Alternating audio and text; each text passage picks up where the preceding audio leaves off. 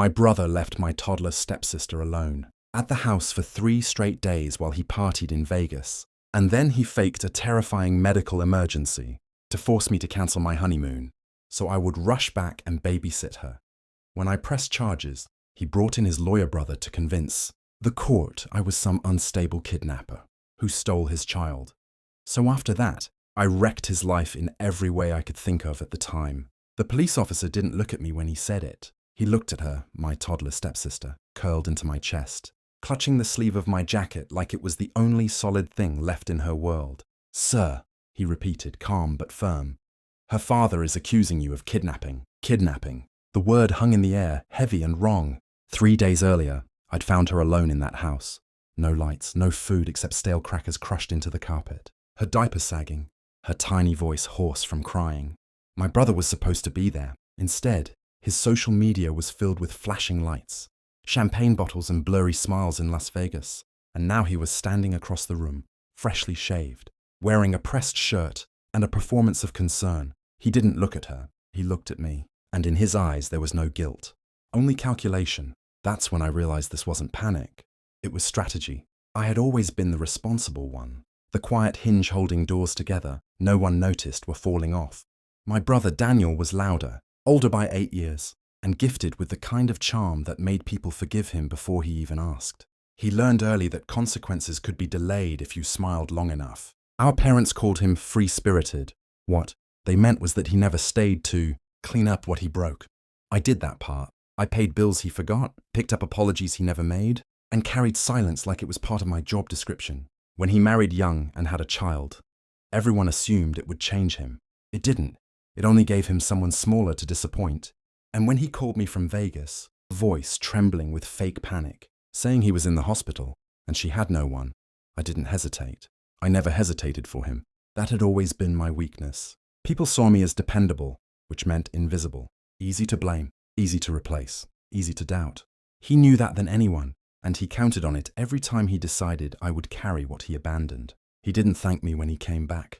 That was the first thing I noticed. He walked into the house like he'd just stepped out to check the mail, not vanished for 3 days while his 2-year-old cried herself hoarse. His sunglasses were still hanging from the collar of his shirt. His skin carried that faint desert glow people get from pretending nothing matters. "She's fine," he said, not asking, not checking, just declaring. She tightened her grip on my leg when she saw him, her small fingers digging into the fabric like instinct had already made its decision. He noticed. He just didn't react. Later, I watched him scroll through his phone while she sat on the floor beside him, stacking blocks with slow, careful movements. She kept glancing up at him, waiting, hoping. He never looked down. Instead, he looked at me. "You didn't have to make it a big deal," he said lightly. "I had it handled." Handled. The word landed softly, but it stayed there. In the days that followed, he told people his version. I could hear it in their pauses, their careful smiles, their eyes measuring me differently now. He wasn't raising his voice. He was replacing the truth. The moment everything shifted wasn't loud. It didn't come with shouting or slammed doors. It came in an envelope, thin, official, cold. I stood in my kitchen, the paper trembling slightly between my fingers as I read the words over and over, trying to make them mean something else. A formal complaint, accusations of unlawful custody, emotional instability, risk to the child, signed by Daniel. He hadn't just lied, he documented it. He was building something permanent. I remembered the way he'd watched me at the police station. Not angry, not afraid, calm, like he already knew how it would end, like he'd already decided who I was going to be in his story. Unstable, dangerous, disposable. That night, I sat in the dark, replaying every moment. Every favor, every rescue, every silence I'd mistaken for loyalty. I realized something I should have understood years ago. He didn't see me as his brother. He saw me as a tool, and tools didn't get defended. They got used until they broke. I didn't cry. I didn't call anyone. I didn't confront him. I did something he would never expect. I stopped protecting him. I didn't act immediately. That was the first difference between us. Daniel reacted. I prepared. I started with what couldn't. Lie, dates, times, receipts.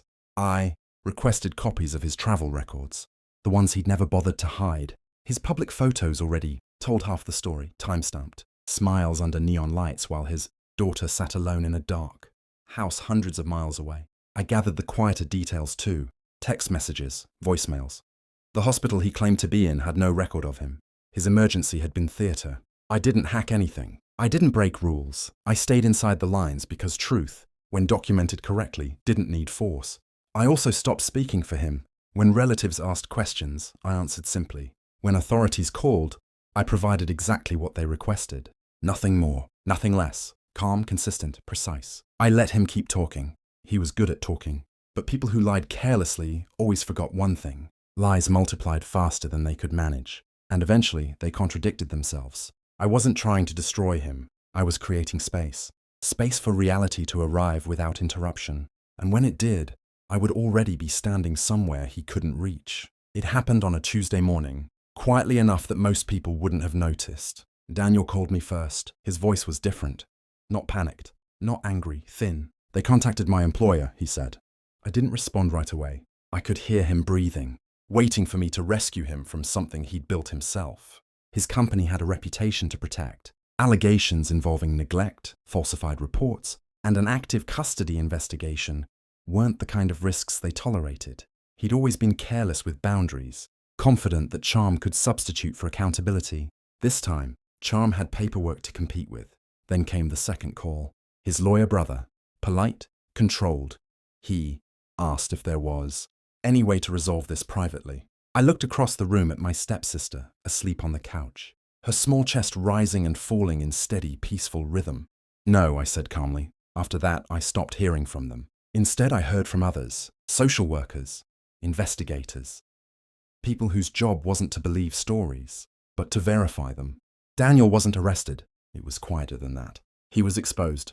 And for the first time in his life, no one stepped in to absorb the consequences for him. People didn't confront me directly. They just stopped calling him. Family gatherings grew quieter. His name surfaced less often. And when it did, it was followed by pauses that stretched a second too long. The same relatives who once defended him now avoided choosing sides out loud. Silence had replaced certainty. His friends disappeared fastest. I saw it happen in fragments. Photos stopped appearing. Invitations stopped arriving. The kind of people who thrived around confidence rarely stayed for consequences. He called me once more, weeks later. No anger this time, just confusion. I don't understand why you did this, he said. I didn't answer immediately because the truth was simple enough to sound cruel. I didn't do anything, I said. I just stopped fixing it. That was the part he couldn't accept. His life hadn't been destroyed in a moment of revenge. It had unraveled slowly, pulled apart by the weight of his own decisions. And people noticed, because everyone has known someone like him, someone who believed responsibility belonged to whoever cared the most. And what happens when that person finally stops caring changes everything. I don't think about revenge the way I used to. It isn't loud. It isn't fire or shouting or broken glass. It's distance. It's the quiet moment when you realize you no longer feel responsible for someone else's chaos. My stepsister laughs more now. The sound is lighter, unafraid. She doesn't cling to my leg anymore when someone leaves the room. She trusts that people who say they'll stay actually will. That trust is fragile. I protect it carefully. Daniel exists somewhere beyond the edges of my daily life. I hear pieces of him through other people. Jobs that didn't last. Relationships that ended quickly. Stories that never quite land the way he wants them to. I don't correct those stories. I don't add to them. I've learned that closure isn't something you win. It's something you allow. For years, I believed strength meant carrying what others dropped. I know now that strength is knowing when to put it down and walk away. He thought I needed him to define who I was, but the truth is quieter than that. The day I stopped saving him was the day I finally saved myself.